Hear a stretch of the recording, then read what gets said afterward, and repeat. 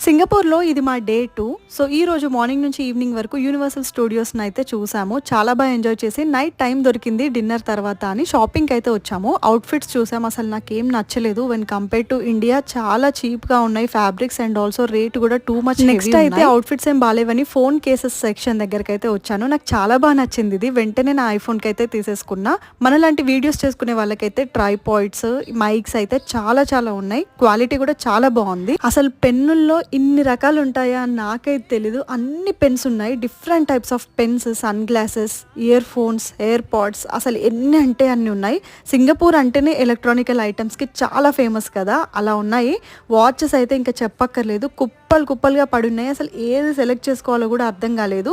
Wall clocks, మన hand watches, అసలు mummy daddy వాళ్ళకి, తాతయ్య వాళ్ళకి, పిల్లల దగ్గర నుంచి పెద్దవాళ్ళ వరకు వాచెస్ కలెక్షన్ అయితే ఇంకా ఎక్స్ట్రీమ్ లెవెల్లో క్రేజీ ఉంది. చాలా అంటే చాలా